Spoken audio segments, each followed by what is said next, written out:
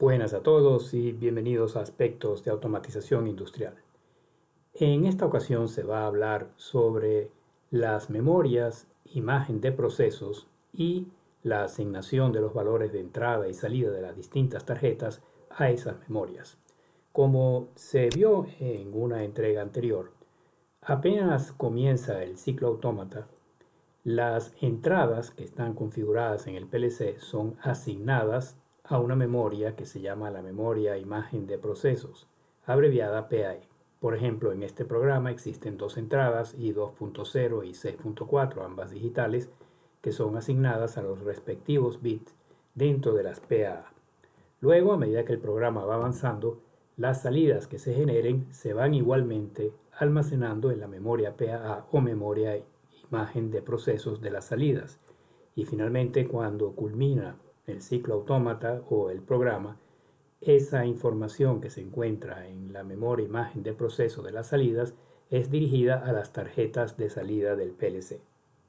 Por defecto, todas las señales de las tarjetas de entrada son asignadas al comienzo del ciclo autómata a la memoria imagen de proceso de entradas y todas las tarjetas de salida reciben de la memoria imagen de proceso de salida los valores correspondientes que allí están almacenados al finalizar el ciclo autómata.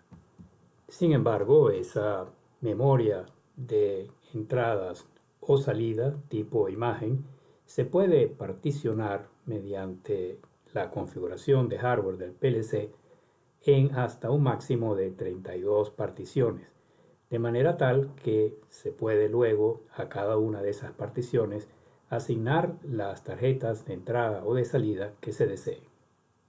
Se puede lograr entonces mediante instrucciones apropiadas que se verán más adelante, por ejemplo, que una de las particiones de la memoria de entrada o de salida no sea actualizada en cada ciclo autómata y por consiguiente las entradas o tarjetas de entrada o salida que pertenecen a esa partición sean totalmente ignoradas en el programa.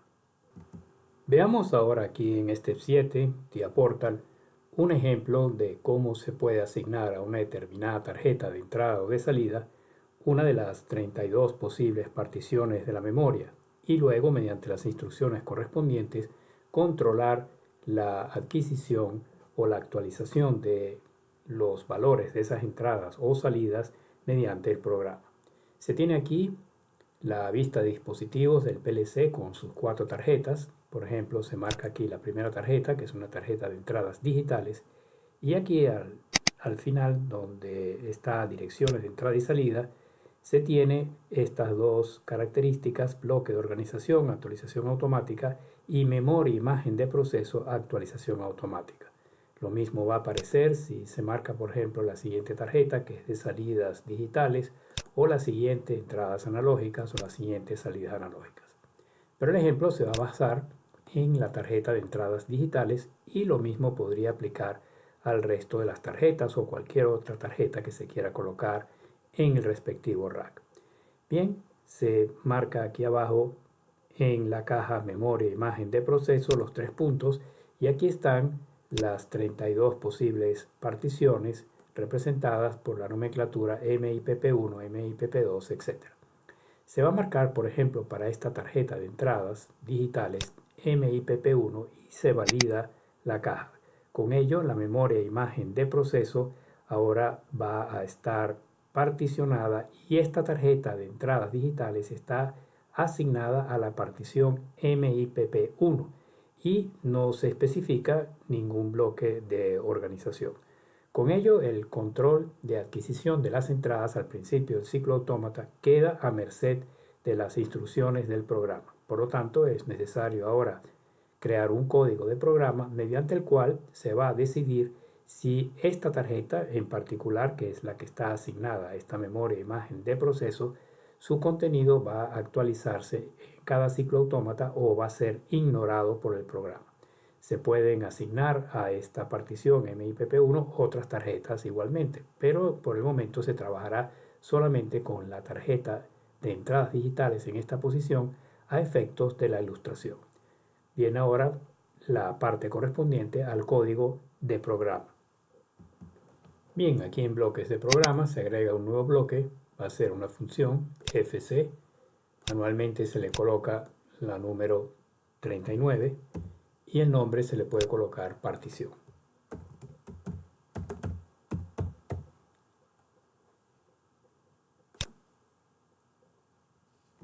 El comentario en el primer segmento es activar, desactivar, actualización, imagen de procesos en la partición MIPP1. Luego aquí en instrucciones avanzadas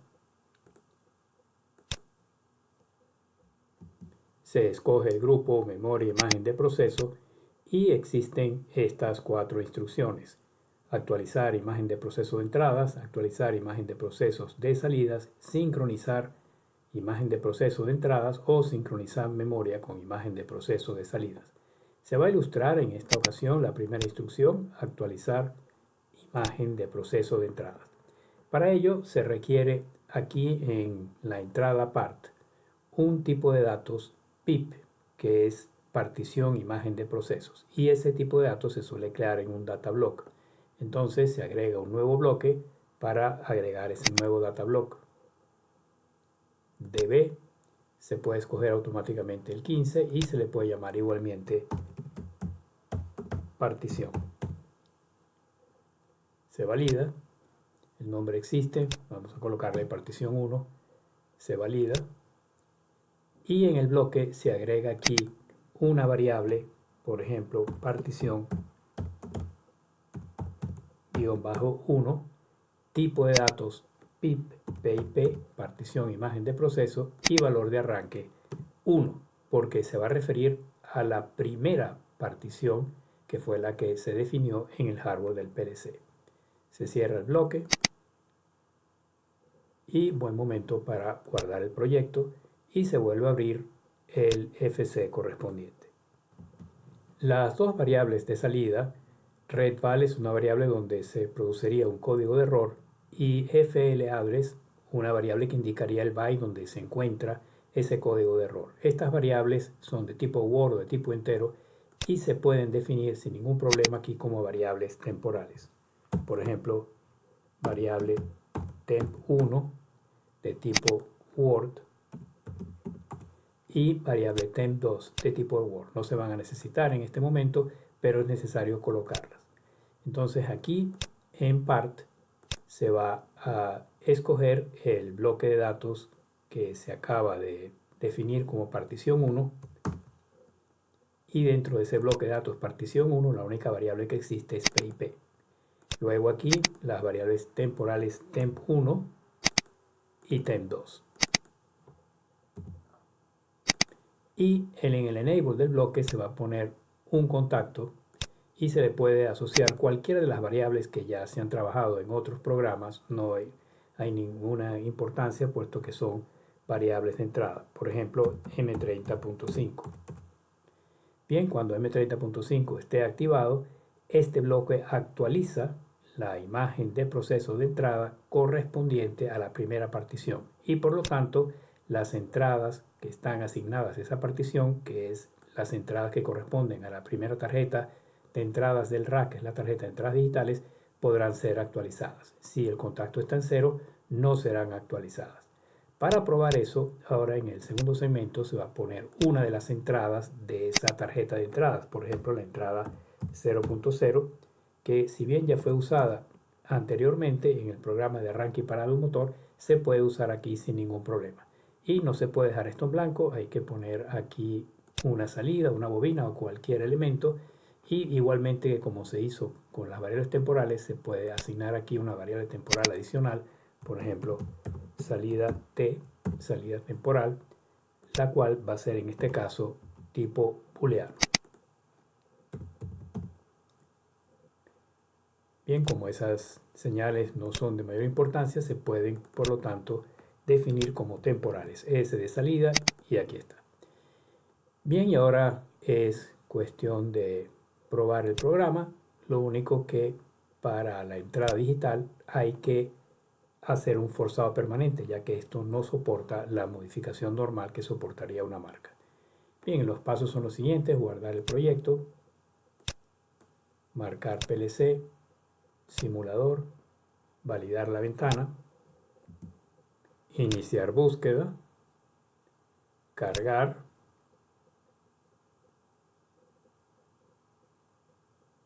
ya una vez compilado sin errores volver a cargar y finalizar. Simulador en Run, se mueve para aquí abajo como de costumbre a la derecha y ahora se anima el programa que previamente ya ha sido debidamente llamado desde OV1. Bien, para hacer el forzado permanente de la entrada I00 se escoge aquí tablas de observación y forzado permanente, tabla de forzado permanente y se hace una división de las pantallas para poder ver las entradas por un lado y el programa aquí abajo por el otro lado. Esto se puede quitar para tener más espacio y aquí se tiene la entrada I0.0. La I0.0 está aquí de primera, se le va a colocar en valor de forzado un 1, Enter, y luego se valida el forzado y se observa que aunque la entrada ya ha sido exitosamente forzada, está en 1, y aquí aparece una F indicando que está forzada, la entrada no se ha activado. ¿Por qué? Porque esa entrada pertenece a una tarjeta que está asociada a esa partición de memoria, la partición de memoria número 1, y no se ha actualizado, no se ha habilitado o no se ha activado esa partición de memoria, puesto que este bloque no ha sido habilitado hasta el momento. Para habilitar el bloque que actualizaría la partición de memoria número 1, clic derecho, forzar, como esto es una marca, no hay ningún problema, se puede forzar a 1 y se va a dejar forzada a 1. No hay ningún error, como se observa aquí, y automáticamente la entrada se activa, puesto que ahora esa entrada I00, que pertenece a la primera tarjeta, que a su vez está asociada a la primera partición de memoria, está siendo actualizada cíclicamente en cada ciclo autómata. Si ahora, por ejemplo, esto se coloca en 0, la entrada no se actualiza, la entrada va a seguir en 1, de manera que si aquí se coloca la entrada en 0, lo que correspondería físicamente a que esa entrada se desactive y se fuerza, validando la ventana correspondiente, la entrada queda activada. Físicamente está desactivada, pero dentro de la memoria del PLC quedó congelada en 1, dentro de la memoria imagen de entradas, puesto que esa memoria no se está actualizando en ese momento. La manera de que la entrada vuelva a pasar a 0 es que aquí se active nuevamente el enable en el bloque de actualizar esa partición de memoria, tal como se acaba de hacer en este momento, y ahora la entrada pasa a 0. De esa forma se ilustra con este sencillo pero interesante ejercicio cómo se puede lograr que las tarjetas de entrada, y eso aplica también a las de salida, analógicas, etc., puedan asignarse a ciertas particiones de memoria y de esa forma controlar, bajo distintas condiciones del programa, la lectura o la actualización de las entradas o las salidas respectivamente. Bien, si esta presentación y este contenido les ha parecido interesante, recuerden darle like, suscribirse al canal y nos vemos muy próximamente con otras entregas interesantes referentes a la programación en lenguaje de escalera en TIA Portal.